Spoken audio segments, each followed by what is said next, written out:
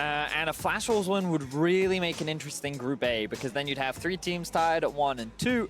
You'd have a similar situation to what is going on over in Group B right now, and it does mean that the second round robin would be very, very exciting. But G2, they looked very inconsistent so far this Worlds. They had a dominant victory over Afrika, they had a very one-sided loss against PVB, and now they're going up against the best team in the group.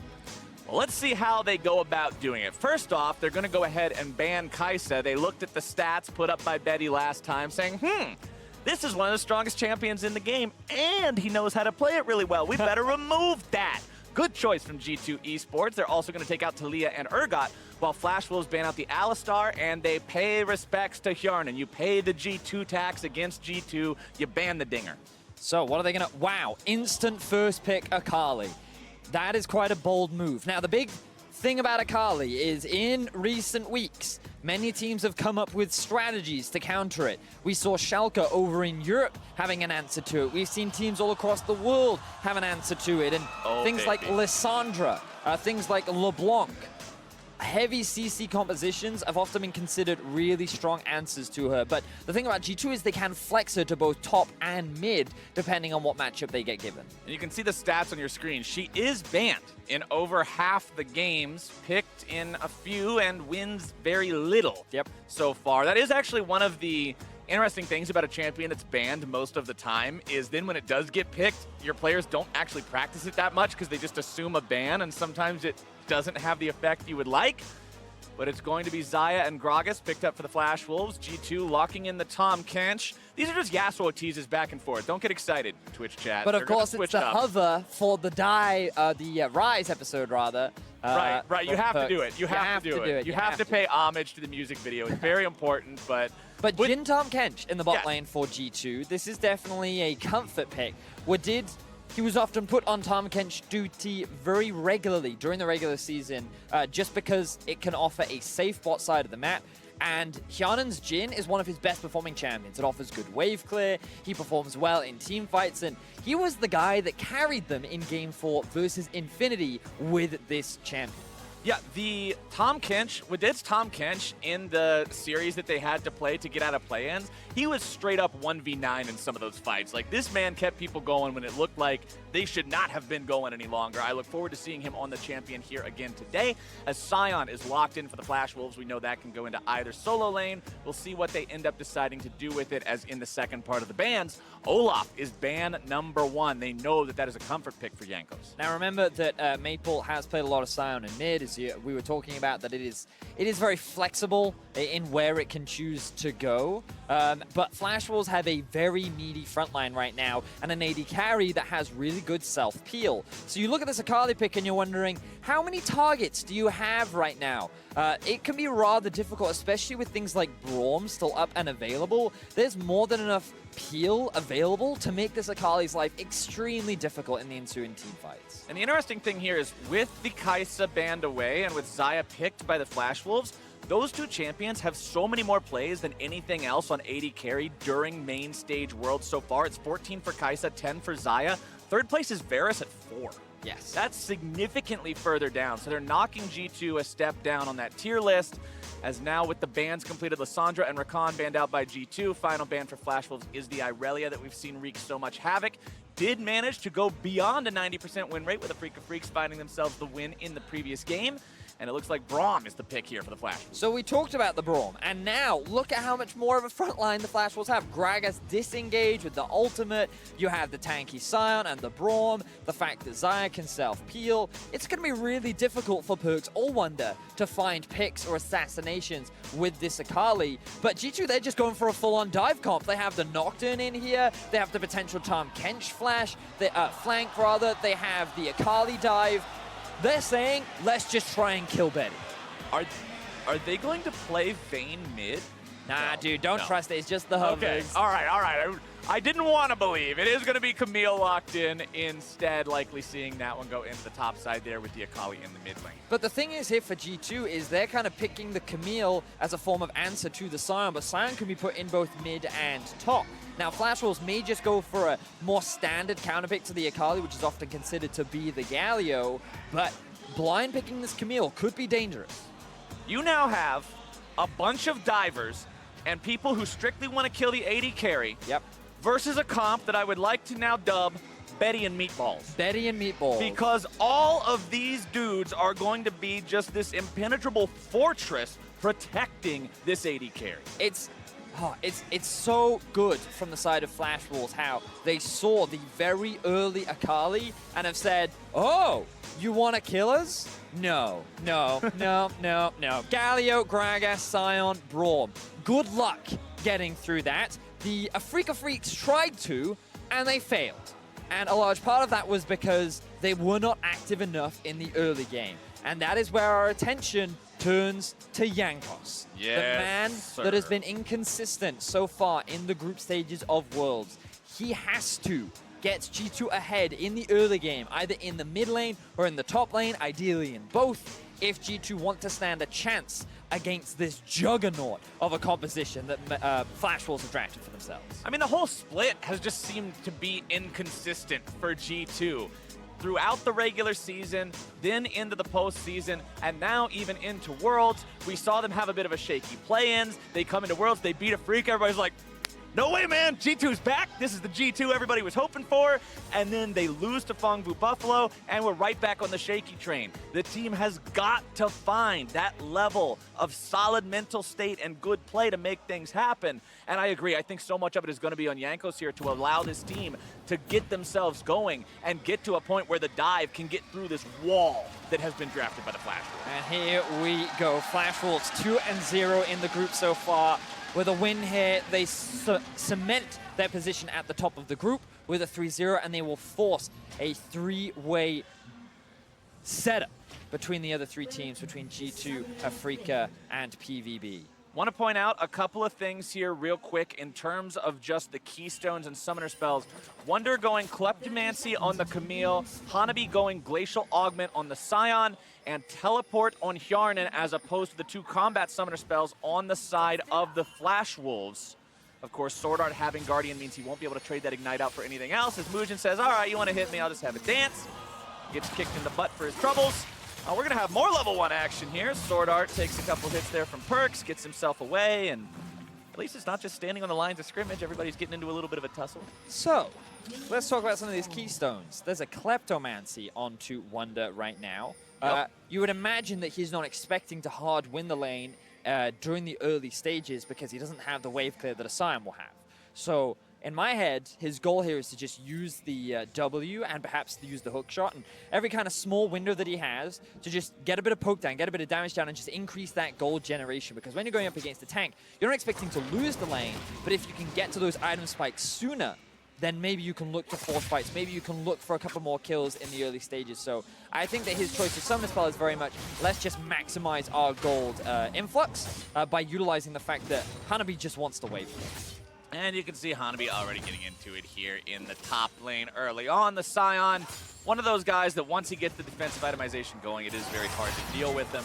Bottom side, Betty and Sword Art, remember, these are the guys we're looking at to have those big performances for the side of the Flash Wolves. The last time Flash Wolves played when they took down the Afrika Freaks, Betty into that game 8-0-2, Sword Art 0-0-9. No deaths between them. Sword Art not even managing to accidentally take a kill. And Betty has just been a fantastic player throughout the entirety of the year. Let's think back to MSI, when he wasn't even in the conversation for top 80 carries at the tournament. It was all about all the others from Korea, Europe, NA, China.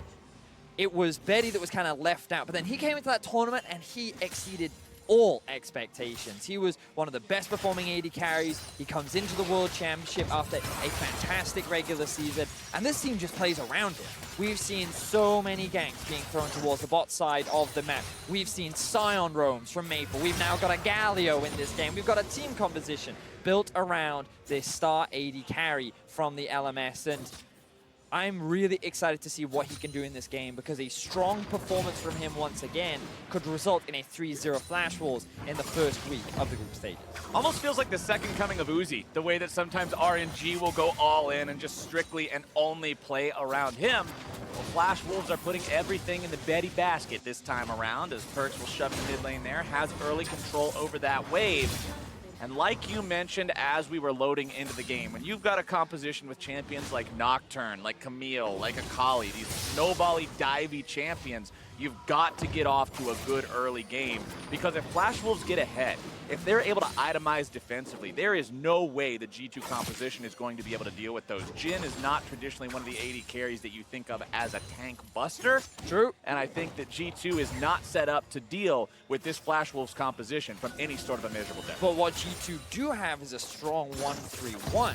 And if they're able to get this early lead, then they can split up the map. They can avoid the hard engage that Flash Wolves may try to force. And that's going to be what they look to play around. And again, we talked about it. It's going to come off the back of this jungler, Jankos, on the Nocturne. Level 6, he needs to make a gank happen. So that's what my eyes are on. Level 6, level 7. Will he go towards the mid lane? Will he go towards the top lane? He may even try to set up a play down bot. I'm not entirely sure where he invests his early pressure, but Jankos needs to be the guy that steps up for G2 in this game. The thing is, Jankos is the one who had a bit of a fumble in the last time that we saw G2 play when they were going up against Fongu Buffalo. He's the one whose stats weren't quite where they need them to be. Mid lane, the play coming in, looking to find that kill onto Perks, who tries to get himself away with the Shroud. Maple continues down through the river, making sure he cuts off the escape route, and first blood goes over to Flash Wolves. And it's Flash Wolves who find the early advantage. Perks can't even use any of his summoner spells. After Maple, he does a quick back to base, he TPs into lane, and they have so much AoE that they're able to kill Perks even inside his Shroud. Good early start from the Flash Wolves, getting ahead in the mid lane. All right, let's take another look at how it happens here as Perks is about midway through the lane. Yeah, and it's just a pretty standard stuff. They still have vision on him because of the taunt. That's going to land an auto onto Maple, giving him that small bit of vision. He can't afford to hide in the trap because it's about to run out, but now we see more action. And we can't afford to watch the entirety of the replay as plays are happening on that bottom side of the map now. Wadid is the target. Maple looking to go in, flashing the taunt, damage coming through. Chain CC, Thick Skin won't do it. Maple grabs the kill. And pressure mid, immediately rotated down to bot. This is classic Flash Wolves, investing resources into Betty, setting up to be the carry. 2 kills already on the board, and remember we said that it was G2 that needed to find that early lead, but Flash Wolves come up with a 500 gold lead 5 minutes into the game. That feels good for Flash Wolves, man. Getting both the mid lane and the bottom lane going. It means the Galio is going to be strong enough to always be able to follow around if the Akali and the Nocturne try to set up a play on someone. The heroic entrance you'll always have to worry about. And I mean, the sooner Betty gets to level 6, the better off you are. Because if there's one thing assassins don't want to deal with, it's invulnerability frames. And Xayah going untargetable like that is a real thorn in their side. It certainly is, Flowers. Flash Wolves looking fantastic so far. And G2's bot lane, they now have no summoner spells available to them. And what we've seen is that when teams are able to successfully shut this duo down, G2 often have a really tough time, and that's not to say that Hyun and Wadid have had a bad tournament. I actually think that overall, they've had a really solid World Championship so far, but teams love to camp them. Teams love to gank them. Teams love to put them behind, and that's just because typically G2 do not play around this lane. They don't try to camp for Hyun. They don't try to make him the carry, and that can sometimes leave them vulnerable to being shut down in the early game. See Betty getting a good trade down onto Hjarnan there in the bottom lane. And I talked about Betty's performance against the Afrika Freaks. Here's some of the numbers. As you're going to see Jankos go in, looking to make the move onto that enemy jungler. Now finding a lot of damage onto Mugen, who goes over the wall, only to be picked up by Perks. Good job there from G2. We don't have time to talk about Betty Flowers. No, the we action don't. hasn't slowed down. Yes, Betty had a fantastic performance versus the Afrika Freaks, and he's having a good game so far. But Nocturne, level 6, Jankos finds the enemy jungler in the river, and he hands the kill over to Perks. The best way in which G2 can now start to come back into this game. And you already said it. Nocturne is one of those champions. Whenever the ultimate is off cooldown, you want to see a play, and they make it happen immediately on the side of G2. Top side now. Wonder looking for the 1v1 here against Hanabi. Takes him down very low. Gets hit by the decimating smash. Hanabi still feeling comfortable enough in this fight. Pops himself with a shield, tries to go in and make a play, but can't quite find it. Wonder's fast enough on the flash out to keep himself safe. Surprised that Wonder didn't try to outplay that. He does still have the ultimate available. He could have dodged some of those skills, but instead, he just chooses to back away. But now look at the roam from the Flash Wolves. Flash Wolves collapsing 3-man middle towards Perks. He does have flash available. Maple wants to go in, can't quite find any sort of a CC, and it's not going to work. So Flash Wolves still trying to be proactive in the early game. Mujin, 1-1-1 so far, been involved in all of the early playmaking. But that trade in the top side of the map, you know, in the early laning phase, Hanabi was actually really far behind, but now that he's got himself some armor, now that he's willing to trade back against Wonder and knows that he has the support from Maple's ultimate should he need it, he's really going at it against Wonder. And even though Wonder has some early items very quickly completed, it's not quite enough to trade against the Flash Wolves top lane. And we've talked about how Betty's the hero of the side of the Flash Wolves, how this is the guy that they trust to carry, and the G2 bottom lane isn't normally front and center. But for G2, Wonder has been someone who has had some incredible performances so far in the top lane. From the play-in stage to the main stage, this guy has put in serious work for the side of G2. And if he gets ahead on this Camille, this isn't just a strong split-pushing champion versus a tank who can take advantage of the situation. This is a player specifically who has the skill to be able to seriously carry the game and make the calls and be in the right spot to turn this into a war. Yeah, it was his split pushing in that Heimerdinger game that allowed G2 to play the map so well and kind of divide and conquer the Afrika Freaks. And he's going to be a big part of G2 trying to find a win in this game. But Flash Wolves, again, investing resources towards the bot side of the map. That control ward means that Mujin has not been spotted, but G2's bot showing respect. Both Flashes still unavailable, so they don't want to run the risk of overextending. Probably aware that something Look could at be Akali, going on look here. at What did does go a little bit further forward, recognizing the fact that backup is available. Jankos with the paranoia can jump into the fight at a moment's notice. Sword Art and Betty still going to be hanging around here. Jankos has made his way into the lane. Perks is going to keep Maple occupied so he won't make a heroic entrance into that bottom side anytime soon. And Perks is getting to the point. Remember, once Akali hits level 9, has all 5 points into that queue, her wave clear becomes exceptionally stronger, and she's going to start being able to rotate a lot better. Yeah, and we didn't talk about it during the laning phase, but the phase rush, a bit of an unconventional choice on the Akali, gives you a lot of extra movement speed. And remember that she's already pretty mobile, so to get that extra movement speed on top means that you have so much freedom to chase targets down, reposition in team fights, escape certain situations. And while it doesn't necessarily provide a lot in terms of damage, after the electrocute nerfs, clearly going for a different direction for Perks. Darnan's down to about 1/3 HP, hanging around here to see if maybe they can bait Flash Wolves into a bad fight with Jankos being very near, but Flash Wolves recognize that. They're saying, hey, pretty sure the jungler was around here. We saw Perks leave lane as well. Not exactly a situation we want to put ourselves in. They're going to err on the side of caution there too. But honestly, Vedius, G2 is up to almost a 1,000 gold lead 11 minutes into this game, despite being down 1 kill. And you can see that the Kleptomancy on the Camille paying off in the top lane, getting him ahead in terms of gold. Jungle, it's a very slight advantage for Jankos on the Nocturne. Mid lane, very slight advantage for the Akali over the Galio. Bottom side, it's even. So G2 doing a good job so far in this early game. Yeah, and it's just coming down to the individual lane talents of Perks and Wonder once again, where a lot of G2's early game leads often come from. But Flash Wolves, again, they don't have to find this early. The fact that things are even right now is great for them. Yeah. They just don't want Wonder and Perks to be ahead. And if they keep things the way they're going, then this mid-game, the opportunity for the Flash Wolves to force these team fights is where their composition will truly shine, and where Flash Wolves as a team have shown their real strength so far in this group stage. Flash Wolves moving into the enemy jungle, looking to grab that red buff away, take away some of the ganking power of Jankos there on the Nocturne. Mujin's first barrel actually missed the red buff as the leash wasn't quite that coordinated, but they'll still steal that buff away, no problem whatsoever, as we'll see Sword Art heading back into the bottom lane as Jankos is saying, all right, forget about it, we don't need that anyway, let's go for the Rift Herald. Now, you can see Mujin is currently in the middle lane. The Galio ulti is up with the TP. There is a ward right behind Wonder that they need to respect, and interestingly, Jankos is just going to back away from this one. G2 don't feel confident in setting up this play. They're a little cautious of what the Flash Wolves are up to. And I think after seeing Sword Art roam up through the river, joining them in the mid lane, they thought, okay, they have an idea that we're starting this one off. They have 4 members, we only have 3, so let's just disengage. Let's not give them another early advantage. And I like the reads from both teams so far, recognizing what the other side is up to, minimizing putting themselves in those situations that could potentially snowball the game the other way. Oftentimes you see teams, I always say there's 2 different ways to win a game of League of Legends. You either make the big play yourself or you wait for your opponents to do something stupid. Both teams are preventing themselves from doing something stupid so far, We're gonna see if that changes anytime soon, as Jankos walking himself towards that pixel brush does drop a ward down in time. Maple won't be able to find the collapse there. Sword Art and Betty moving around, trying to come down and take down that crab. Sword Art tries to go in for the flash into the Glacial Fissure, but won't do it.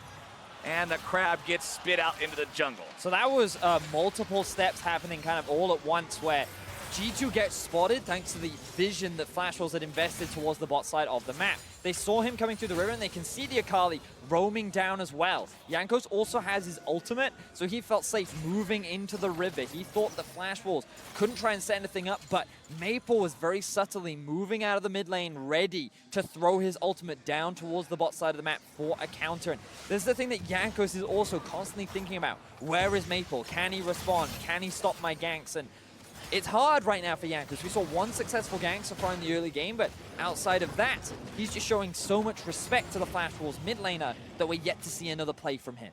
He's showing so much respect to their mid laner, and he's also on a lot of wards. There are plenty of wards being placed down in the bottom side of G2's jungle. A couple of them have expired recently, so it doesn't look as lit up as it previously was. But there were wards around his red buff, ward around his Krug camp. They're warding more deeply than they would normally need to because they're watching out for where he's pathing, preventing those paranoia ganks, preventing him from snowballing. One thing I also want to point out about Jankos, did buy that very early stopwatch on the Nocturne so he can make one of those big dives, go straight into the back line, and then protect himself from the follow-up damage and being immediately killed thereafter. Flash Wolves now, plenty of members towards this top side, still keeping an eye on Rift Herald. So keep your eyes on the G2 base right now. Note that Hyanin is actually making his way up towards the mid lane. The Rift Herald seems to be the play, as Betty, not entirely sure if he's gone back to base yet or if he's just returned from the laning phase, because G2 were looking like they wanted to use a numbers advantage to try and force the Rift Herald play. But instead, they're going to disengage. The vision is going to be cleared out by Sword Art and Mujin and Flash Wolves, kind of getting ahead of the curve, saying, all right, we can see what you're up to. We're going to be the ones to get priority on this vision before you can be the ones to force an objective.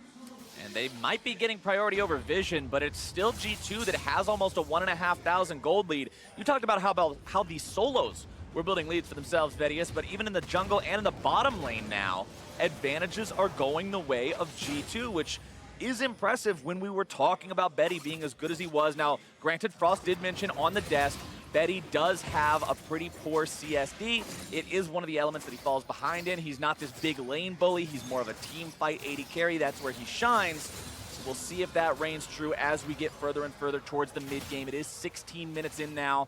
Still no neutral objectives taken. Still no turrets taken.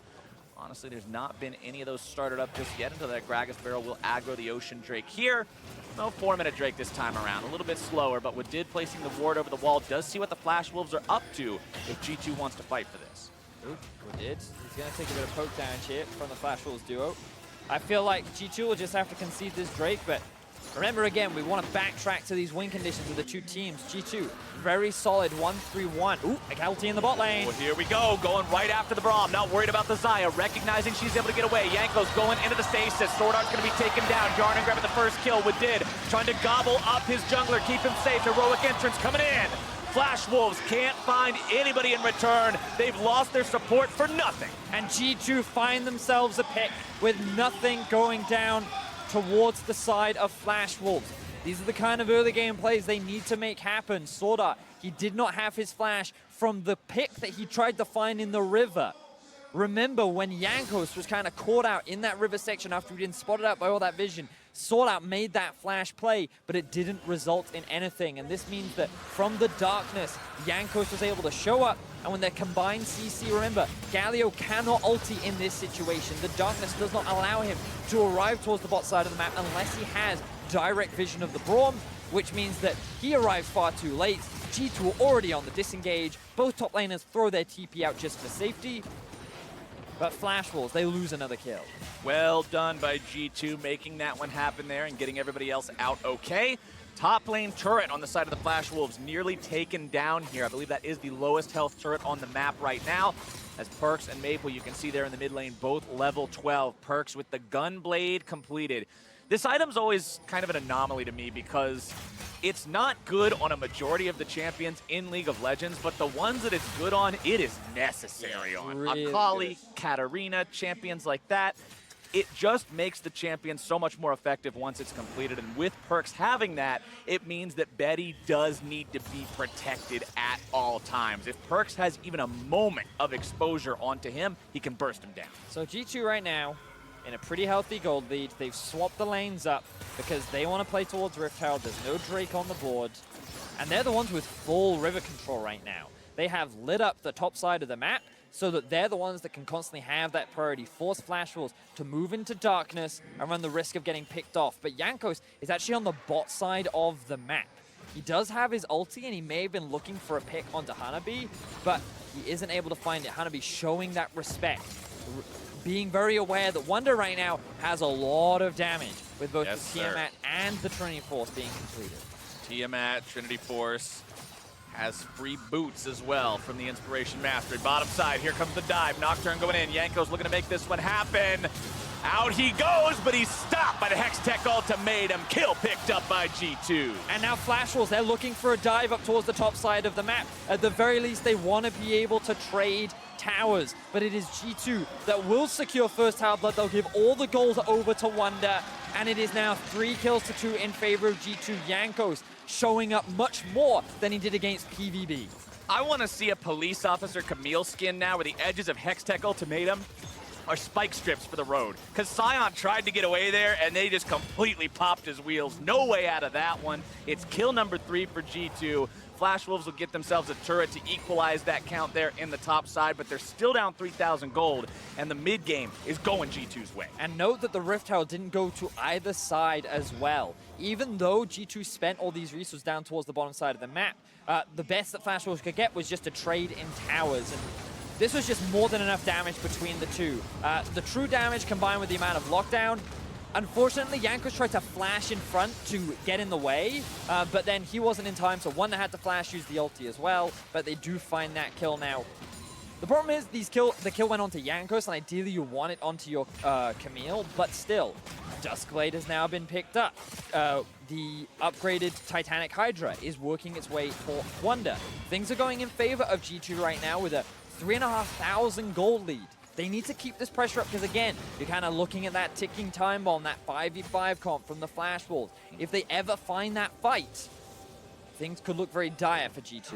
At the same time, if G2 can keep this up and Flash Wolves have to contend with a 1-3-1 with a very strong Camille and a Kali on the side lanes and a Nocturne always lurking to make those fights unfair, they could quickly find themselves in a situation that they are not equipped to handle as well. It's a very volatile point in time. It's still for both teams. Exactly. Yes, sir.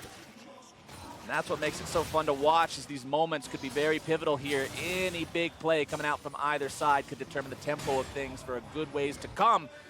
As Jankos hangs out in the mid lane here just in case Flash Wolves try something. Ready with the paranoia. Stopwatch is broken now, so won't be able to use that one to get himself out of trouble.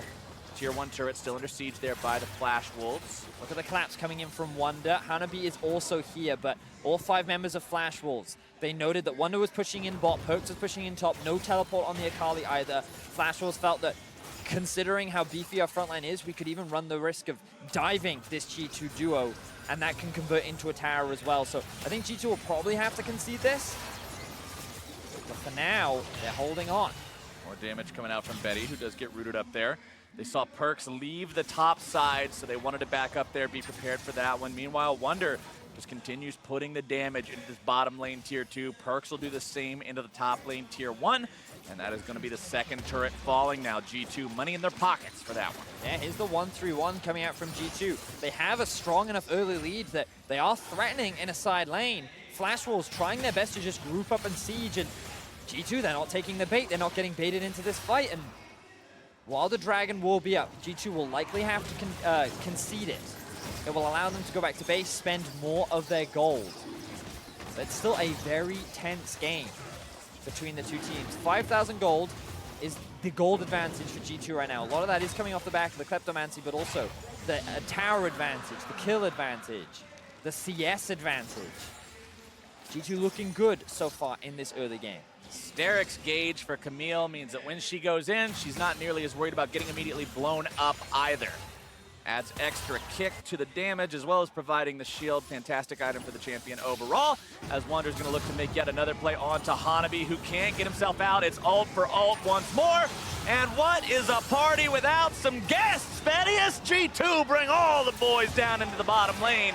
But the follow-up will not be there from Flash Wolves, and that's another freebie going the way of the boys from Europe. And you said it, Captain Flowers. 1v1 is not a 1v1. Jankos lurking in the shadows. Your deepest, darkest nightmare is ready to surface the moment you overstep ever so slightly.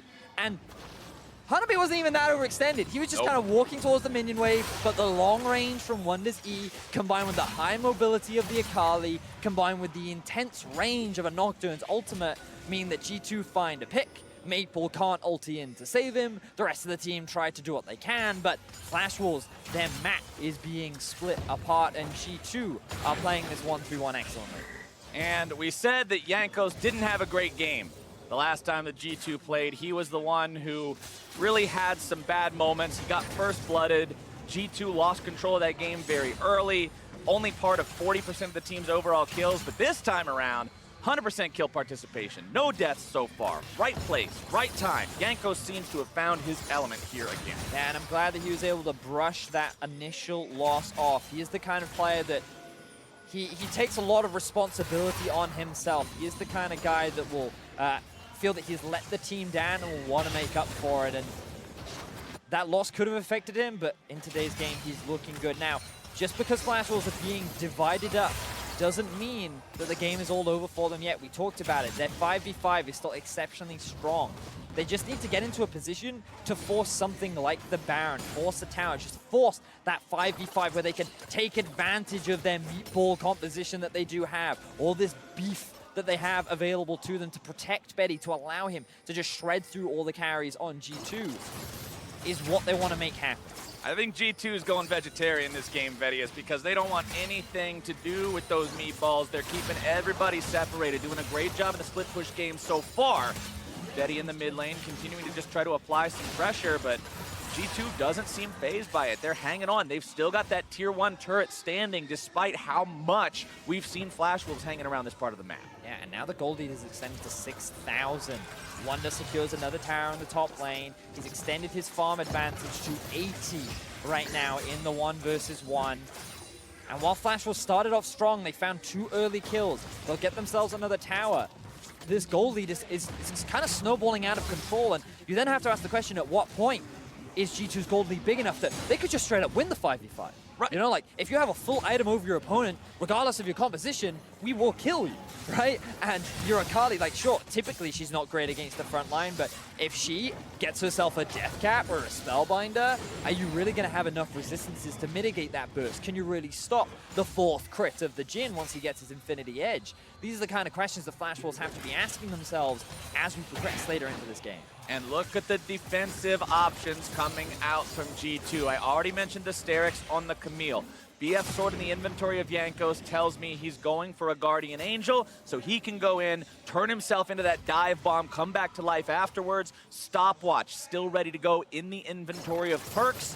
There's so many ways for these guys to go in and still get back out if that one big fight does happen. And then if you win that fight thanks to those, all of a sudden, okay, you can complete the Hourglass for perks. You can get that Guardian Angel all the way done on the side of Jankos, and Flash Wolves have to be very careful, Betty. 6,000 gold down now. One big mistake could spell disaster. But one big team fight could swing this game heavily in their favor. And look, they are now the ones with control over Baron.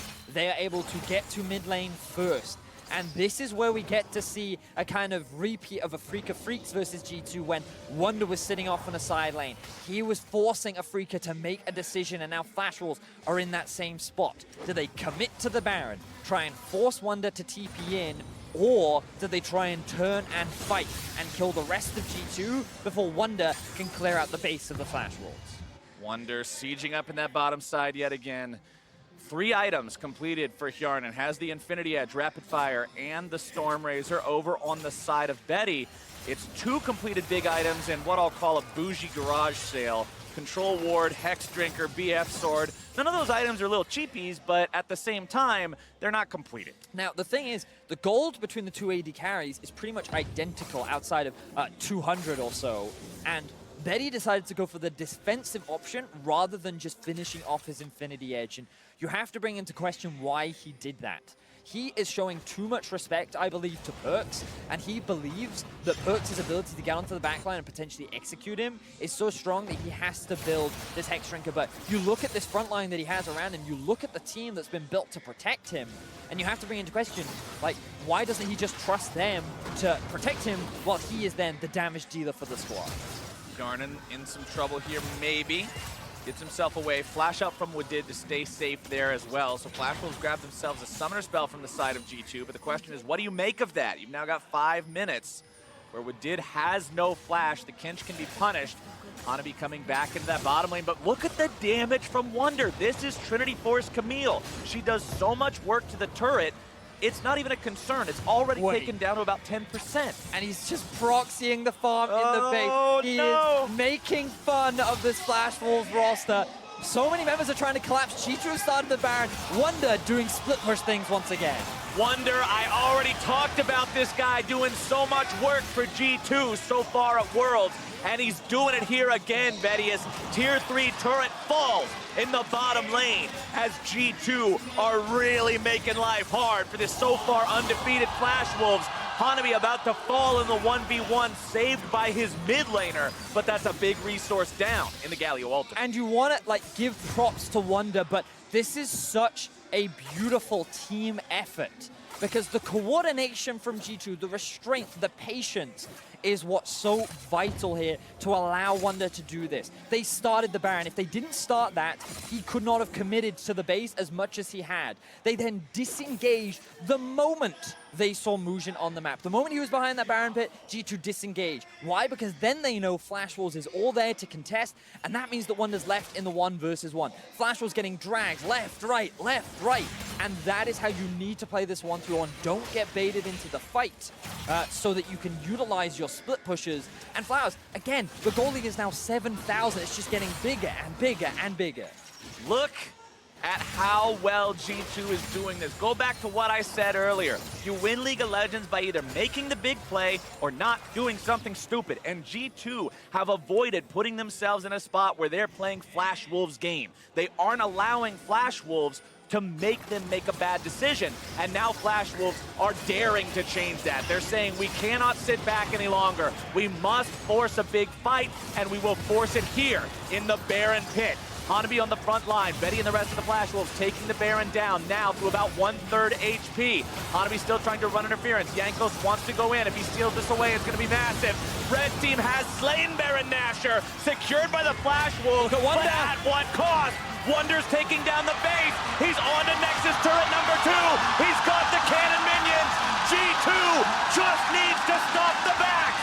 Hanabi's made it back into the base, but Wunder flashes to the side. He'll be controlled, but never killed. And G2 find their win. Wunder with the back door for G2 Esports. They do not care about the Baron. The split push proves successful. G2, 2-1 in the group. Betty and Meatballs weren't enough to do it today, Betty, as G2 will find that second win. They will hand the Flash Wolves their first loss, and they will feel good ending the first round robin of groups this way. And while the ultimate play came down to Wunder, while the victory was in his hands, that was a team effort across the board. Jankos finding those ganks on the Nocturne. The team playing so patiently around the Baron. The bot lane surviving after so much was thrown towards trying to shut them down. And honestly, when G2 took down the Afrika Freaks on day 1, I said, man, these guys got some macro. They're making things happen. The